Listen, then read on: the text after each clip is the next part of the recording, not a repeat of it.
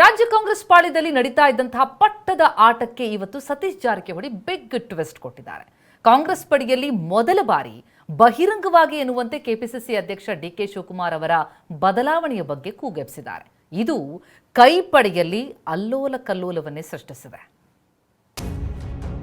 KPCC ಅಧ್ಯಕ್ಷರ ಬದಲಾವಣೆಗೆ ಬಹಿರಂಗ ಕಹಳೆ. ಕುರ್ಚಿ ಕಾಳಗಕ್ಕೆ ಗುರಿ ಫಿಕ್ಸ್ ಮಾಡಿದ ಸತೀಶ್ ಜಾರಕಿಹೊಳಿ. ನಿಜ, ಕೆಪಿಸಿಸಿ ಅಧ್ಯಕ್ಷ ಡಿಕೆ ಶಿವಕುಮಾರ್ ಬದಲಾವಣೆಗೆ ಮೊದಲ ಬಾರಿ ಬಹಿರಂಗವಾಗಿ ಸತೀಶ್ ಜಾರಕಿಹೊಳಿ ಕೂಗೆಬ್ಬಿಸಿದ್ದಾರೆ. ಸತೀಶ್ ಸಿಡಿಸಿರೋ ಡೈನಮೈಟ್ ಕೈಪಡೆಯಲ್ಲಿ ತೀವ್ರ ಸಂಚಲನ ಎಬ್ಬಿಸಿದೆ. ಚರ್ಚೆ ಇನ್ನೂ ಮಾಡಿದ್ವಿ, ನಿನ್ನೂ ಮಾಡಿದ್ವಿ. ಮಾಡೋಂಗಿದ್ರೆ ಆದಷ್ಟು ಬೇಗ ಹೊಸ ಅಧ್ಯಕ್ಷನ ಇಲ್ಲ ಇದ್ದವ್ರನ್ನ ಮುಂದುವರಿಸಿ, ಇಲ್ಲ ಹೊಸ ಮಾಡೋದ್ರೆ ಬೇಗ ಮಾಡಿ. ಗೊಂದಲ ಇದೆ, ಅದು ಬರೀ ಚರ್ಚೆ ಅದೇ ಆಗ್ತಾ ಇದೆ.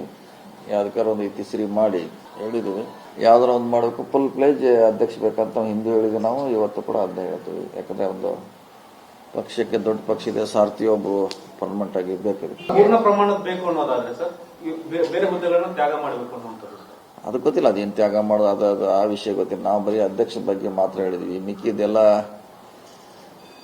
ಅದು ಡೆಲ್ಲಿ ಅವರಿಗೆ ಸಿಎಂ ಅಧ್ಯಕ್ಷಕ್ಕೆ ಬಿಟ್ಟು ಕೊಟ್ಟಂತ ವಿಚಾರ. ಅವರು ಚರ್ಚೆ ಮಾಡಬೇಕು, ವೋಟ್ ತರೋರು ಅಧ್ಯಕ್ಷ ಆಗಬೇಕು. ಸುಮ್ಮನೆ ಆ ಥರ ಆಗಬಾರ್ದಂತ ಮುಂಚೆ ನಾನು ಹೇಳಿದ್ದೆ.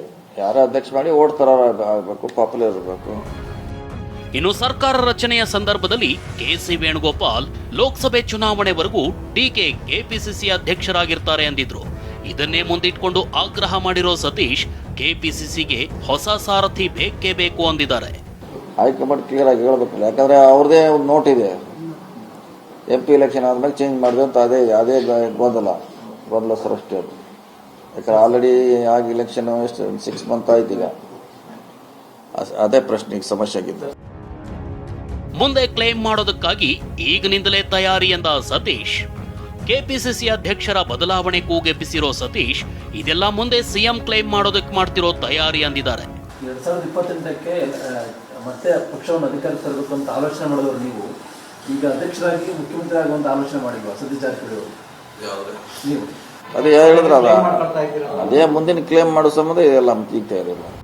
ಈ ಬಗ್ಗೆ ಸಿಎಂ ಸಿದ್ದರಾಮಯ್ಯ ಪ್ರತಿಕ್ರಿಯೆ ನೀಡಿದ್ದು ಅದೆಲ್ಲ ಹೈಕಮಾಂಡ್ಗೆ ಬಿಟ್ಟಿದ್ದು. ಅಂದ್ರೆ ಸಚಿವ ಮಹದೇವಪ್ಪ ಕೂಡ ಹೈಕಮಾಂಡ್ ಕಡೆಗೆ ಬೆರಳು ತೋರಿಸಿದ್ದಾರೆ. ಹೈಕಮಾಂಡ್ನವ್ರು ಏನ್ ಡಿಸಿಷನ್ ತಗೋತಾರೆ ಅದೇ ಡಿಸಿಷನ್. ಎಐಸಿಸಿ ನೋಟ್ ನಲ್ಲಿ ಇತ್ತು, ಪಾರ್ಲಿಮೆಂಟ್ ಚುನಾವಣೆ ನಂತರದಲ್ಲಿ ಬದಲಾವಣೆ ಆಗಬೇಕಾಗಿತ್ತು, ಯಾಕೆ ಪ್ರೋಸೆಸ್ ಆಗಿಲ್ವಾ ಅನ್ನುವಂತ ಮಾತನ್ನ ಹೇಳಿದ್ದಾರೆ ಯಾರು? ಸತೀಶ್ ಜಾರಕಿಹೊಳಿ ಅವರು. ಅವ್ರನ್ನೇ ಕೇಳಿ. ಈ ವಿಷಯಗಳು ಹೈಕಮಾಂಡ್ ಹಂತದಲ್ಲಿ ತೀರ್ಮಾನ, ನಮ್ಮ ಹಂತದಲ್ಲಿ ಆಗೋಲ್ಲ. ಎಲ್ಲ ವಿಷಯಗಳನ್ನು ಹೈಕಮಾಂಡ್ ಚರ್ಚೆ ಮಾಡಿ ತೀರ್ಮಾನ ಮಾಡ್ತಾರೆ. ಬೆಳಗ್ಗೆ ಅಧ್ಯಕ್ಷ ಬದಲಾವಣೆ ಹೇಳಿಕೆ, ಸಂಜೆ ಆಗ್ತಿದ್ದಂತೆ ಯೂ-ಟರ್ನ್. ಸತೀಶ್ ಜಾರಕಿಹೊಳಿ ಹೇಳಿಕೆ ಬಗ್ಗೆ ಪ್ರಮುಖ ನಾಯಕರು ಹೈಕಮಾಂಡ್ನತ್ತ ಬೊಟ್ಟು ಮಾಡುತ್ತಿದ್ದಂತೆ ಸಚಿವ ಸತೀಶ್ ಎಚ್ಚೆತ್ತುಕೊಂಡಿದ್ದಾರೆ. ಕೆಪಿಸಿಸಿ ಅಧ್ಯಕ್ಷರ ಬದಲಾವಣೆ ಬಗ್ಗೆ ಬೆಳಗ್ಗೆ ನೀಡಿದ್ದ ಹೇಳಿಕೆಗೆ ಸಂಜೆ ಸ್ಪಷ್ಟನೆ ಕೊಟ್ಟಿದ್ದಾರೆ. ಈ ಬಗ್ಗೆ ಬೆಂಗಳೂರಿನಲ್ಲಿ ಮಾತನಾಡಿದ ಸತೀಶ್ ಜಾರಕಿಹೊಳಿ, ನನ್ನ ಹೇಳಿಕೆಯನ್ನ ತಪ್ಪಾಗಿ ಅರ್ಥೈಸಲಾಗಿದೆ, ಡಿಕೆ ಶಿವಕುಮಾರ್ ಬದಲಾವಣೆ ಬಗ್ಗೆ ಹೇಳಿಕೆ ಕೊಟ್ಟಿಲ್ಲ ಅಂದಿದ್ದಾರೆ.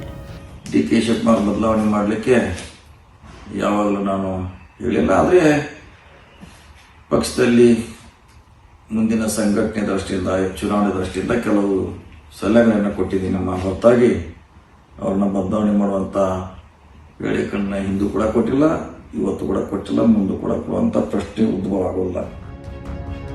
ಕೆಪಿಸಿಸಿ ಅಧ್ಯಕ್ಷರ ಬದಲಾವಣೆ ಕೂಗಿನ ಜೊತೆ ಸಿಎಂ ಕುರ್ಚಿ ಕದನ. ಹೈಕಮಾಂಡ್ ಖಡಕ್ ಸೂಚನೆ ಬಳಿಕವೂ ಉರುಳುತ್ತಿದೆ ದಾಳ. ಸಿಎಂ ಬದಲಾವಣೆ ಬಗ್ಗೆ ಯಾರೂ ಮಾತನಾಡಬಾರದು ಅಂತ ಉಸ್ತುವಾರಿ ರಣದೀಪ್ ಸಿಂಗ್ ಸುರ್ಜೇವಾಲಾ ಖಡಕ್ ವಾರ್ನಿಂಗ್ ಕೊಟ್ಟಿದ್ರು. ಆದ್ರೂ ಕೈ ನಾಯಕರಿಂದ ಕುರ್ಚಿ ಬದಲಾವಣೆ ದಾಳ ಉರುಳುತ್ತಲೇ ಇದೆ. ಯಾರಾಗಬಾರ್ದು? ನೀವು ಅಲ್ಲಿತ್ತೀಯ? ನೀನು ಮುಖ್ಯಮಂತ್ರಿ ಮಾಡಿದ್ರು ಅಲ್ಲಿತ್ತೀಯ? ನಾನು ಹೊತ್ತೇನು, ನಾನು ಯಾಕಾಗಬಾರ್ದು? ಅದು ಆ ಸಶಕ್ತ ಅದನ್ನೋ ಇಲ್ಲೋ, ಶಿಲ್ಪಿಯಲ್ಲಿ ನಾನು ಕಳಿಸ್ತಾರೋ ಇಲ್ಲೋ, ಹೈಕಮಾಂಡ್ ನಾನು ಒಪ್ತಾರೋ ಇಲ್ಲೋ, ಇವೆಲ್ಲವೂ ಇರ್ತವೆ. ನಾನು ಮಾಡ್ತೀನಂತ ಹೈಕಮಾಂಡ್ ಶಿಲ್ಪಿಗಾದ್ರೆ ನಾನೇ ಆಗ್ತೀನಿ. ನಾನು ದಲಿತ ಇದ್ದೀನಿ, ನಾನೇ ಆಗಬಾರ್ದು? ನಾನು ಆಗ್ತೀನಿ. ಅಲ್ಲ, ಅವ್ರಿಗೂ ಸಾಮರ್ಥ್ಯ ಇದೆ ಅಲ್ಲ. ಅವರು ಏನು 30 ವರ್ಷ ಮೇಲೆ ರಾಜಕೀಯ ಮಾಡಿದ್ದಾರೆ. ಅವರು ಕೂಡ, ಅವರಿಗೂ ಸಾಮರ್ಥ್ಯ ಇರಬೇಕಿಲ್ವಾ?